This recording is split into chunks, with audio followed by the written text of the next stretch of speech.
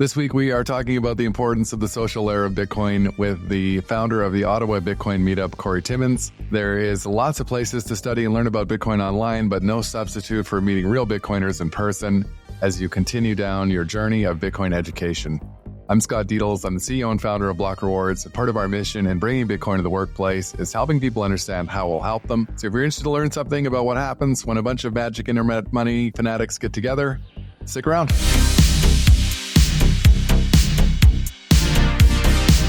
All right, welcome to another episode of the Block Reward podcast.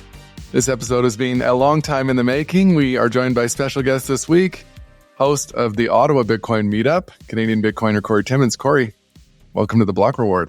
Nice to talk to you again, Scott. Right on. So, Cory, we're going to be talking today about the importance of the social layer of Bitcoin. Maybe before we do that, you and I are sort of started our Bitcoin journeys around the same time. Let's maybe we'll just start with your own story of how you got involved with Bitcoin. Yeah, right around exactly the same time. And that's one of the reasons why I really resonated with your podcast when it came out. And like, I can honestly say I've listened to every single episode. Like, I'm now completely caught up. I'm like 55 episodes, 56 episodes, whatever it is. I've literally listened to every single one. Yeah, around the same time frame as you. I've heard your story a couple of times on the shows. During the pandemic, everything's locked down.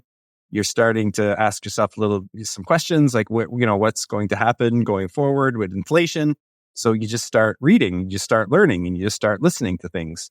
And, this is around 2020, beginning of 2021, around that time, just started learning about Bitcoin. It didn't initially click in totally for me. To me, it was just, this is a gold alternative. This is something like gold. And much like you, when I read Jeff Booth's book, that really kind of was the lightning moment. I'm like, oh my God, this technology thing, it's not just a store of value thing, it's a technology thing. And that really kind of put all the pieces together. But back then we were still locked down, and I live in the city here. I live in Ottawa and everything was locked down. Everybody's working from home. It was really difficult to meet people in person to kind of talk about about Bitcoin. And, things started to slowly open up here and there. And I got the opportunity to go to Montreal to a Bitcoin meetup in Montreal and then to another one in Waterloo. And then, a Canadian Bitcoiner came into town and he just asked people to kind of come out for a drink. And I went and there was a bunch of people there. And since then, I've really took it upon myself to kind of organize meetups here in the city because I just really believe that you need a physical touch point for people to kind of make this thing make sense, somewhere to ask questions and to kind of be around fellow Bitcoiners. Yeah, it's certainly like a leap in certainty for, I think one of the weirdest things about money is that we've all been convinced that money is something that has a picture of somebody familiar on it. And these are part of how the system of trust has been built. Like, this is what we're used to. And so faceless money has all kinds of different obstacles for people trying to think about how to put their trust of their like financial safety in it. I want to come back to that just, maybe before we go too far there, what you said about things just not being so obvious. I think this is also really true. And it was equally true for me, the kind of, narratives of is it digital gold? What's it for? It takes a really long time to understand all the different aspects of Bitcoin and even like, so that was whenever you started paying attention in 2020, the price is kind of sub 10,000 US. It goes all the way up to almost 70, crashes all the way back down to 16. It's, since then kind of now we just, we're recording in November 1st and we're flirting with new all-time highs every day. And it's still really not obvious, even for a lot of people who own some Bitcoin or spend a lot of time studying it. So you have a background in economics, and how do you think of Bitcoin today with having now spent sort of 4 years studying it? I mean, every day you learn more, right? And what I've really been surprised with is how I'm learning about things that I never thought were related to money. And shout out to this book that I read that I picked up in Montreal at a conference.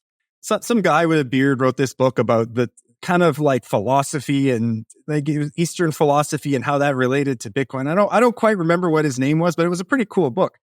No, things like that. You're learning about health and learning about history and learning about philosophy and how all this does have a root in money and truth. And that's the wildest thing. Like, it's true, I do have an education in economics and a little bit of a professional background in finance as well. The investment side of Bitcoin, the number go up side, that wasn't really that difficult for me to grasp onto. Like, I could get that pretty easily. And to be honest, I don't spend a ton of time on that side because I just find that the most boring part of Bitcoin. I find the best part of Bitcoin are about the things about myself, like the value of truth and the importance of these things. And it's great. Like, it's just been almost at 4 years now. So I'm almost done like one complete cycle. And every day it's just a different thing that I'm learning. Yeah. It really, money is a thing that, permeates almost every aspect of daily life. And, for me too. And this is part of the reason, I think, to get to the social stuff and why I enjoy meeting other people who are interested in Bitcoin at this stage, because, me too, I'm still learning stuff all the time, but I've got my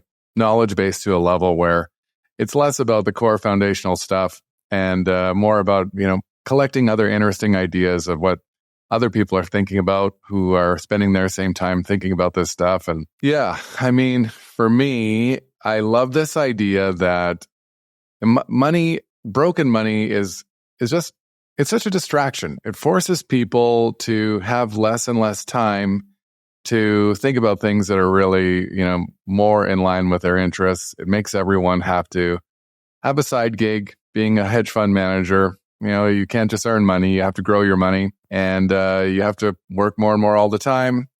These are problems that really prevent, sort of like peace of mind, and which ironically is what everyone who's trying to grow their money is really trying to accomplish. And yeah, it's such an interesting thing. I feel like this is something that Bitcoiners or people who have really understood Bitcoin do have in common, is if you have figured out sort of the cheat code around how to protect your money, the money you already have, then you do have some time to sort of stop and smell the roses and think about stuff like this and hear ideas about what other people are thinking about. And it's just so important to be around other people that are on that same journey.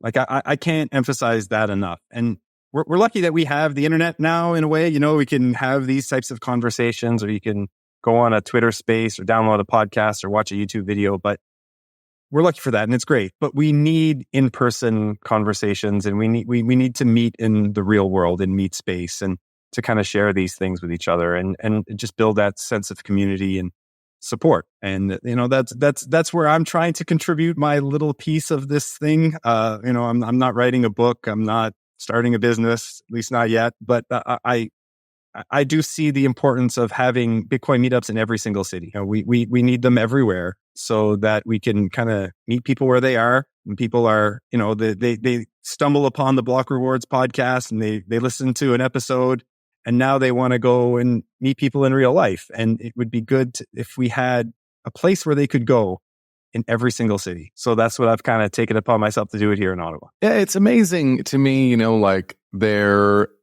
don't know what the stats that came out a couple of years ago in Canada. At one point, something allegedly between 10 and 14% of Canadians own some Bitcoin. So that's like 1 in 7 people. And there are Bitcoin meetups in most of the big cities now, but they're not huge. Cities like Edmonton and Calgary, where I don't think we're not talking about hundreds of people. It's a handful of people who are interested to get together, but yeah, it's a funny thing. And so I think, yeah, this is a really great topic. I'll say for myself, my first Bitcoin conference that I attended was the Bitcoin Rodeo in Calgary in the summer of 2023. So I'd already been a couple of years, like really head down and in this stuff all the time, but hadn't been to an event yet. And yeah, that was really something that blew my mind. I think for anyone who's listening to the show, you don't have to be a hardcore Bitcoiner to check out one of these, to find a conference local in your area too, because conferences are another thing that are popping up more and more all the time. There was just one in Victoria, Canadian Bitcoin Conference. I don't think has been announced for 2025 yet, but there are lots of events across the US and Europe. and a few in Australia. But I do see how a conference could be intimidating for someone. You just listen to a couple of podcasts, you read a couple of newspaper articles, or watch a YouTube video, and then all of a sudden you're going to sign up for a conference with a bunch of these like crazy internet people. Like that's why I think the meetups are just so good. Like you it's not a huge commitment. You just kind of show up and have a drink, eat a piece of pizza, and just ask questions and just be around people that maybe have just been in the space a little bit longer than you. I just think they're super important. Yeah. So let's talk a little bit about the Ottawa meetup that you run. What is your average night at the Ottawa Bitcoin meetup look like? Well, we started off we just threw it out there on meetup.com and on Twitter and just to see who would show up. And we had about like 30 people show up for the first one. And for the first one, I just wanted to get a gauge of, who are you? Like, why are you here? So I kind of tried to get a little bit of input from everybody, a little piece of paper to say like, oh, what are you looking for with these types of meetups? And I really found that there were two distinct type of people. There were people that were curious about Bitcoin and just wanted to learn. And then there were people that had been in the space for a little while and were wanting to just hang out with other Bitcoiners and talk about what's going on in the Bitcoin world. So taking that feedback, I created 2 monthly meetups. So one devoted for education for newcomers and kind of targeted that way. Like I advertised saying, everybody's welcome. Please come and ask questions. Bring your friends, bring your dog. And then I do a one per month that, again, it's for the guys that have been in the space a little while, the guys who have home miners, and we want to show each other our pictures of how we're putting our Bitcoin miners to heat our houses, or what conferences we're going to, a big podcast we're listening to. Maybe we do book exchanges at some of these events too. This summer, I started doing a Bitcoin walk. Have you seen that? There's a guy in Scotland who started doing these Saturday walks, and I just reached out to him and I said, yeah, I'm interested in trying this in my city as well. So we did 4 or 5 of those this summer of, Saturday morning, just meeting up people by the Ottawa Canal here and just going for a little walk. The amount of people that show up to these things kind of vary. It's during the winter, like I was just lucky to get 4 or 5 people. But we've had some where we've had 30 people show up, so it's good. Yeah, it's funny. I love to joke about this, but it's half true. You get obsessed with Bitcoin. You start talking about it involuntarily. It starts coming up in your like regular social events. And part of what I enjoy about it is it's just cool to go somewhere where actually it's not just allowed, but this is kind of what people are talking about. And in our local meetup in Kelowna where I live is totally that. It's just, what's a good podcast somebody listened to? What are some ideas people are interested in right now? Other people who are just as thinking about this stuff in the same way and, or not, can totally go elsewhere. I think that this is something you find as people get more and more into Bitcoin, you find that, there's something in common there between everybody. And I was, last fall, I was in Australia and, traveling and had the Orange Pill app, which is kind of like, I don't know, Tinder for Bitcoiners.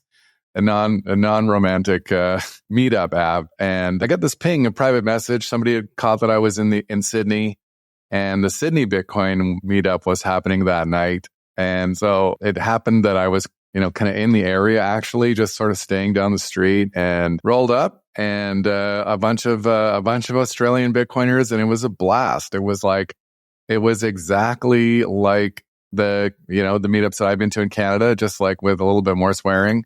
And, the same sort of ideas, same things being talked about. It's so cool to see that like this is actually what is happening all over the world. And there's just such energy at these events, right? These little events, and I'm lucky enough now. I've been to a few meetups in a few different cities, and each one of them have their own vibe. Like you go to a Montreal meetup, it's all the big bull Bitcoin guys, the pennies for Bitcoin guys.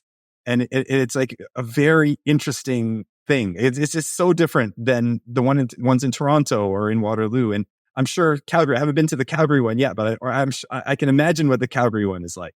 Every single one is just, it encompasses a little bit of the culture of the city. I think it's really cool. Yeah. And big shout out to the Vancouver Bitcoin meetup. I haven't been to one. I have been to Vancouver Bitcoin events, but not to the meetup itself. But I'm sure that's the biggest one happening in Canada right now typically has a couple hundred people from what I hear. How often do they meet in Vancouver? That's a good question. I think monthly. Because the ones in Montreal are legit. They're filling up rooms in Montreal. Yeah.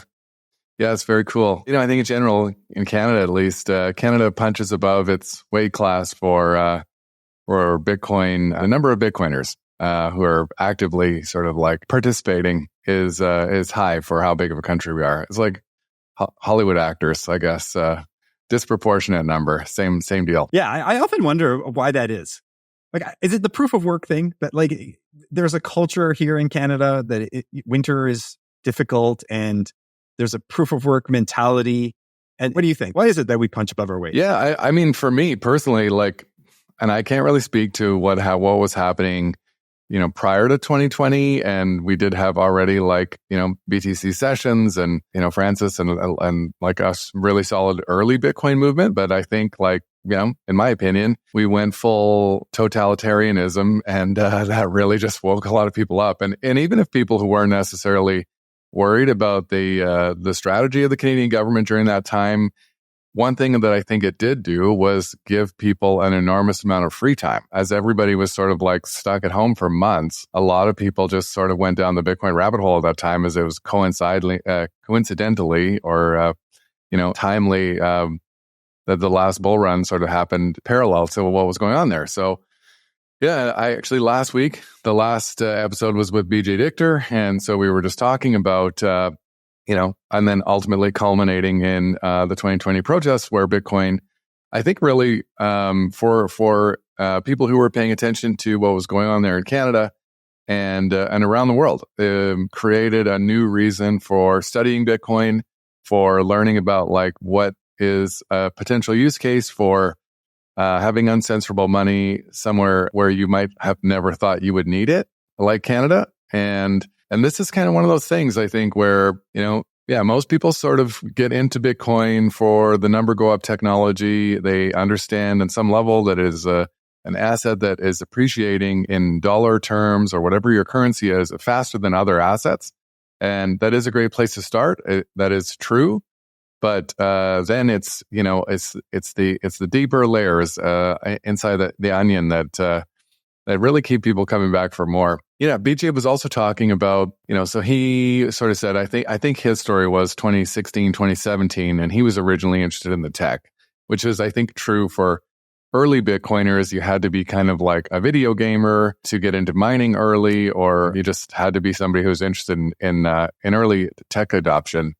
And one of the things he said that stuck out for me that relates to this conversation is that in sort of 2015, 2016, 2017, there just wasn't a lot, there wasn't nearly the number of podcasts that there are now. There wasn't the meetups happening. There wasn't the same level of like just accessibility to connect to real people and get good information about this stuff. So I do think we're at a really cool time where on this next probably 3 or 4 years, the meetups, the number of meetups and the size of those meetups, I think is going to really take another sort of exponential growth leap. And it's going to be exciting to see. Yeah.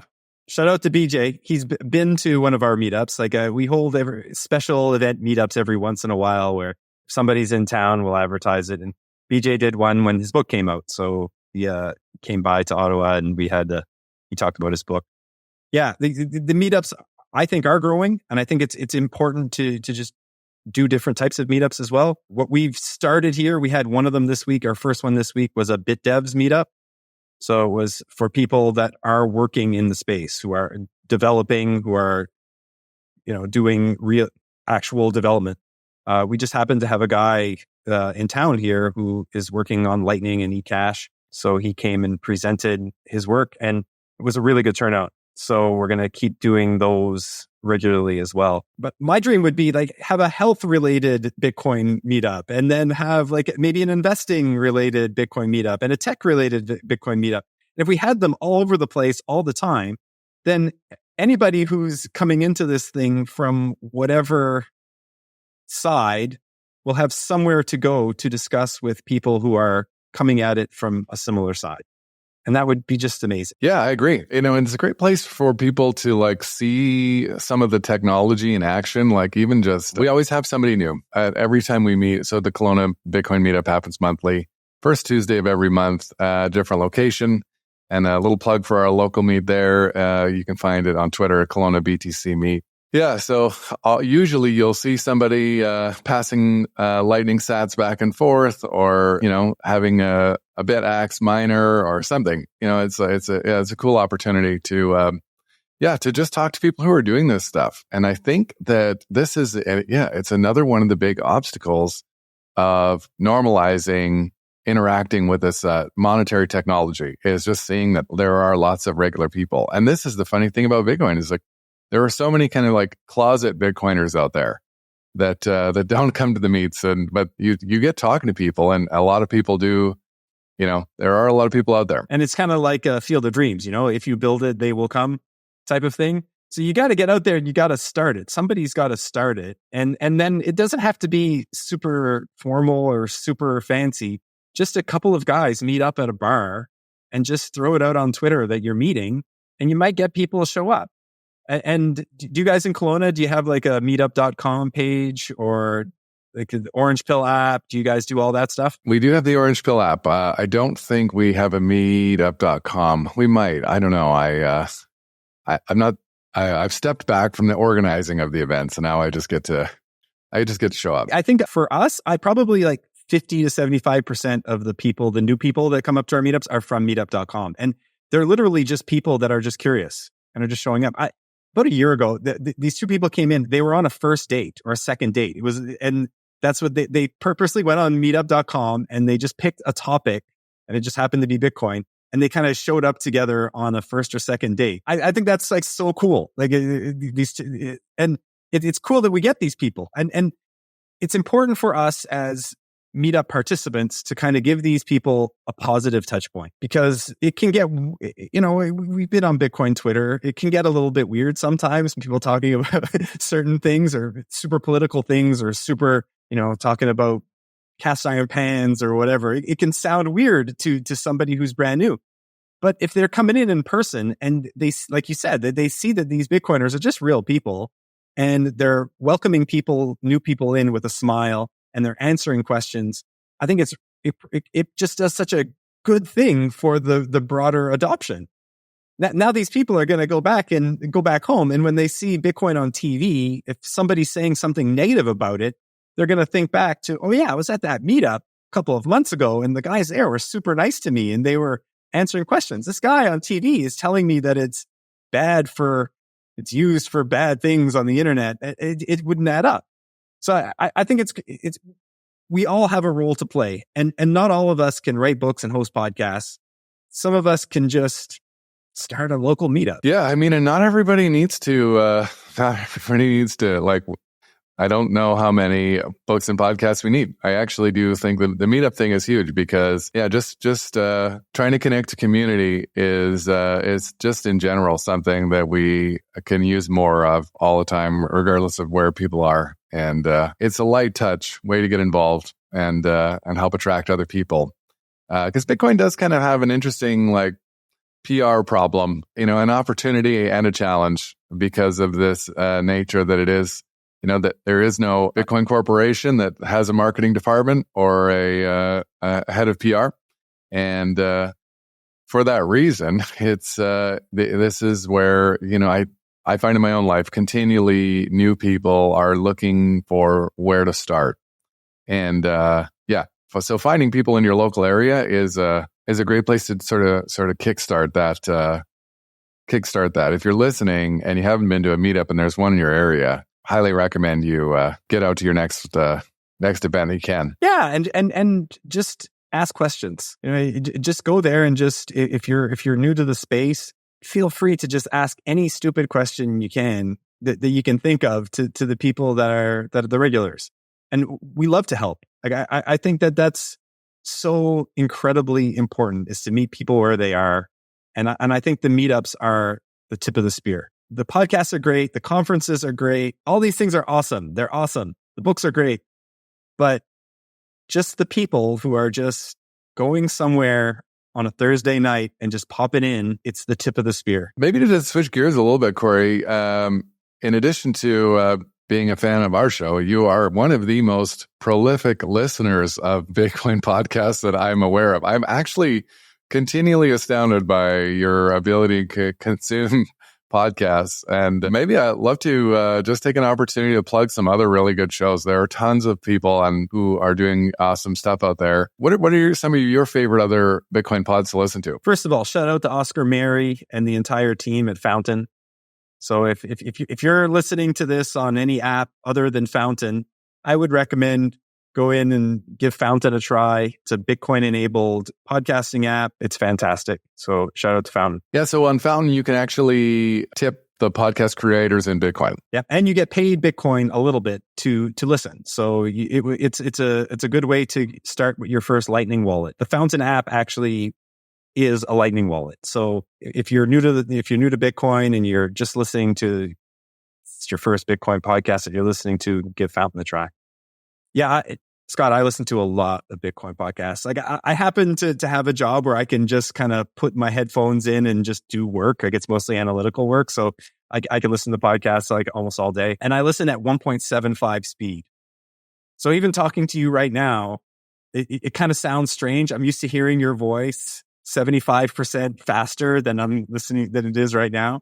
So at 1.75 speed, you can consume a lot more. As a side note, I do that too, and I actually prefer the sound of my voice in 1.75 speed. Like there's just something about it that when I hear my own voice speaking at regular speed, it's like it just sounds like a underwater. Yeah. So apologies for anyone who I guess if you're listening, you probably don't feel the same way, but I feel that way.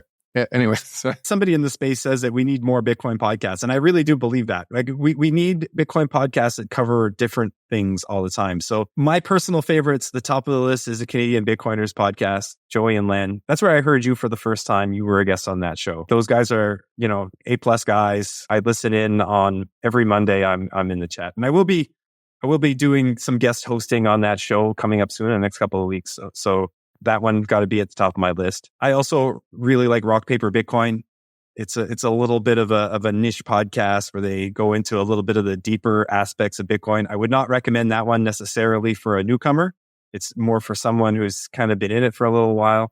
Yours is up there. As far as newcomers, yours has got to be among the best, if not the best, for someone who's new. Episode 50 that you did by yourself, where you kind of laid it all out there, a summary of the first year of your podcast, to me is one of the absolute best podcasts you can share to somebody who's new to Bitcoin. Yours is great. There are Bitcoin mining podcasts that I like. There's one, if you haven't listened to it, it's called The Bugle. It's a comedy podcast on Bitcoin. There's so many good ones. Some of the more popular ones, if you look on the charts, are ones that I would say are a little bit too difficult for a newcomer. They're great. Like Marty Bent and Matt Odell do TFTC, Rabbit Hole Recap, even Saifedean's podcast. He's Saifedean Amoos, the author of the Bitcoin Standard. He does a podcast.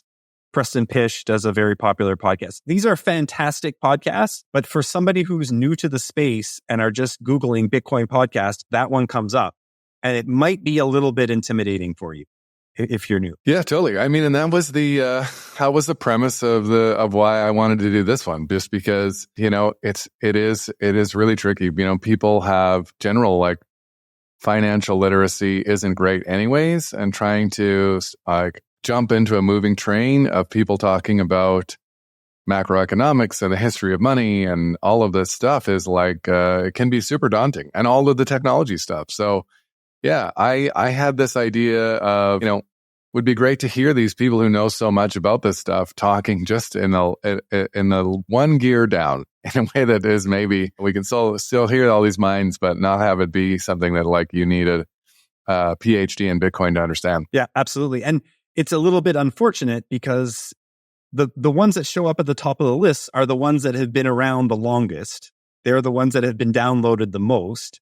And because they've been around the longest, they're the guys that understand the space really, really well. So the topics of their podcast will tend to be a little bit more, graduate level compared to undergraduate level. Yeah, I'm the same. It's the great Bitcoin content is really made for Bitcoiners, and this is kind of like a tricky chicken and the egg problem. So I guess for the maybe a point for this would be if you've been listening to our show and you think you might be ready for something a little bit more of a deeper dive. Yeah, I would totally agree with you, Marty, Bent. I'm a huge fan of TFTC and Safe, obviously, as well. Yeah, Safe's book was the second book that I read. The Bitcoin Standard is kind of a book that now I kind of give often because the Bitcoin Standard is kind of the gold standard, I think, of Bitcoin summaries. I think for people that are just getting into it, or maybe they've been studying Bitcoin, listening to Bitcoin podcasts for a few months, maybe they listen to yours, go through the guest list and just Google the guests that you like and see what other podcasts they've been on and kind of go down that rabbit hole a little bit is a good way of doing it. Because as you know, there's so many ways that Bitcoin is kind of like that elephant, you know, that famous picture where the people are blindfolded and they're touching the elephant and they're just touching different parts of the elephant. And for each person, it's a completely different thing. Well, Bitcoin is really like that. And it is good to get a well-rounded idea of what this thing is. I think that's great. But as people, we're going to gravitate to certain things. We're just going to have more interest in certain things. Like, I'm not incredibly knowledgeable on the technical side of Bitcoin. It's not something that interests me that much. I'm much more interested on the energy side or on the financial side or even on the spiritual side and the philosophy side and the health side. Those things interest me a lot more than something like Citadel Dispatch, which is, you know, a very technical podcast. And it's a great podcast, a great host. It's not one that it's not usually a go-to for me because it's just not the part of the elephant that I'm really interested in. Who are some of your favorite guests? Like if you were just listening around, who are the of any, you know, like if you were like, you know, I want to listen to X person, or I've seen X person appeared on this show. Who are like one or two guests that would be like, you'll listen to them regardless of what the show is? Well, the first one that comes to mind is a guest that you had this week on your episode that was released this week is Bob Burnett. If I see Bob on a podcast, it's automatically going to the top of my queue. Like I would say number one, Bob for sure. You've had Peruvian Bull on as well. I think Peruvian Bull is fantastic. That one is a little bit more, maybe you got to be a little bit more graduate level on the finance economics side. Yeah, he's a very bright guy. I like a lot of the people in the space. Yeah. If you like Lynn Alden, I think Lynn Alden is kind of someone that most of the people in the Bitcoin space have heard quite a bit. You know, she's been around for a little while. She's done quite a few podcasts.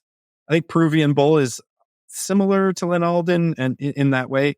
He's up there as one of my favorites. Yeah, those are the two that come to mind. What about you? What are some of yours? Yeah, I when I think back to when I was really getting into this, you know, people who were in the sort of like earlier episodes of the show are a good indication of the list of people that I was really excited about trying to have on. So I was, when I was getting into Bitcoin, I came at it from this sort of finance background. So I was more interested in kind of the numbers type discussion, and that kind of trio of Greg Foss, James Lavish, and Lawrence Lepard, and Peruvian Bull I would put in there too.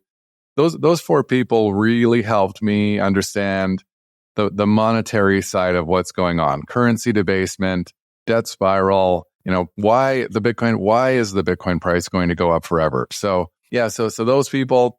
I have my own, we are both Jeff Booth guys. Yeah.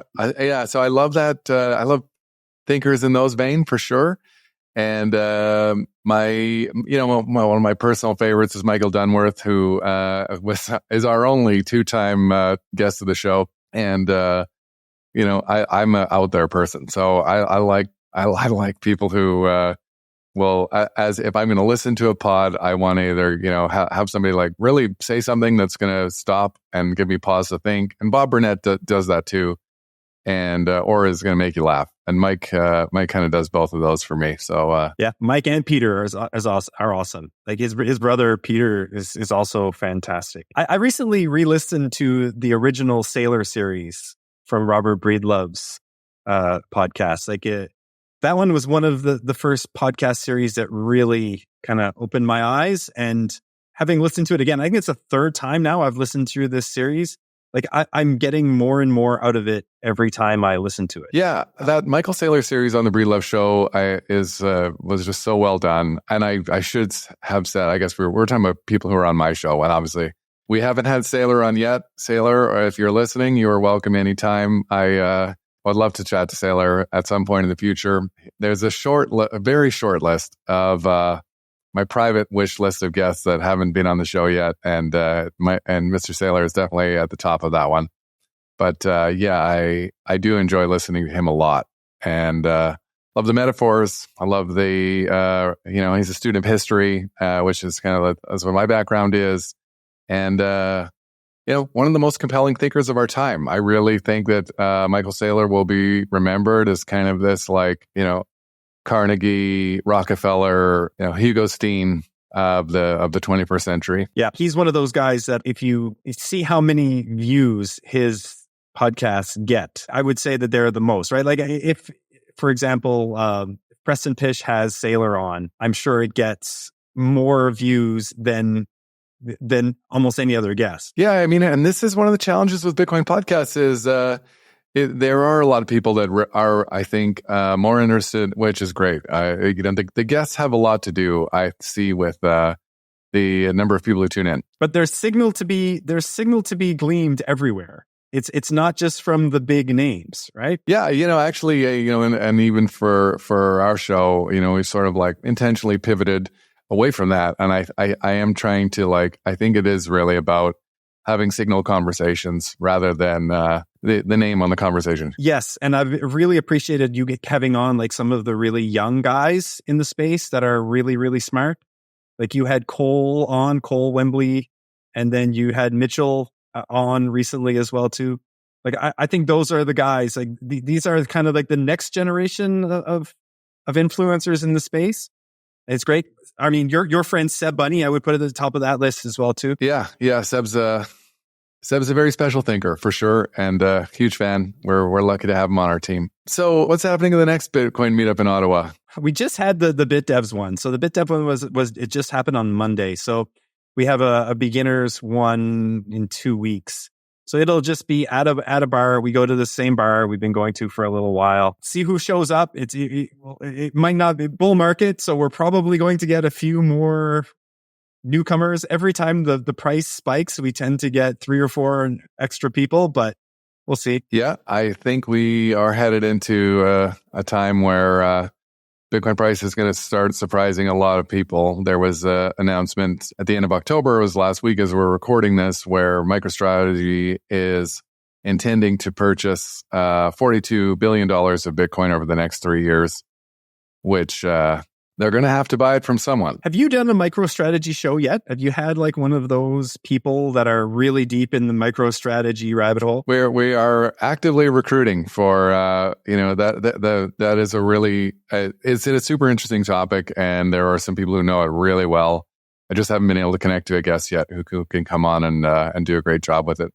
Coming soon, hopefully. Well, Cory, this has been great, man. I really appreciate your support of the show and the work you're doing with your own local meetup and helping others think the same way. So thank you so much for coming on. You are on Twitter. If someone wants to find you, we'll include the links. But is there anywhere else that we can steer them for you? Or Twitter is a great place to go. I'm on Nostr as well too, but I think you can find that through my Twitter. Capital Bitcoiners is another. It's the meetup account. Yeah, and honestly, Scott, I'm just honored to be here. Your book is great. Your podcast is great. And I just wanted to be able to, it was great to meet you in person earlier this summer and keep doing what you're doing. We need more people putting out content, the type of content that you're putting out. And I just want to thank you on behalf of everyone. Appreciate that, Cory. And I think, this is what Bitcoin is all about, right? It is about putting faces to names and build a community. And, there's lots of different ways people can do that. So thank you again. And if you're listening to the show and you made it all the way to the end, I want to thank you for tuning in and hope to see you again next week. Thanks for listening to this episode of The Block Reward. We're trying to do something different here, creating accessible conversations meant for people who aren't obsessed with Bitcoin. If you found this episode informative and engaging, hit that subscribe button to make sure you stay updated with future episodes. Your feedback matters.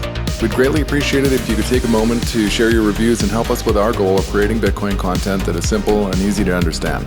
Bitcoin has an important role to play in the future of finance. It will change the way we save, spend, and invest. Discover why Bitcoin offers a game-changing opportunity for forward-thinking employers by visiting blockrewards.ca. Block Rewards' mission is helping Canadian employers implement strategies for integrating Bitcoin into compensation and benefits, supercharge your recruitment and retention strategies, and help your team members plan for the rising cost of living by rewarding their work with the hardest money ever invented. Special thanks to our top sponsor, Paramount Employee Benefits Consulting, Canada's only Bitcoin forward benefits and pension advisory. For more information, find them at paramountbenefits.ca. Big shout out to Podigy, our production team that makes all this possible, and BMX Escape for producing our music. Bitcoin is an expansive and dense topic many people walk away from early. To Bitcoin enthusiasts looking for that podcast they can share with friends, family, and colleagues, one they'll actually listen to, we hope that is us. The content of these conversations is meant to be provided for information purposes only. Nothing here is investment advice. Bitcoin is a big topic. Be sure to do your own research before making any personal financial decisions. Thanks for listening.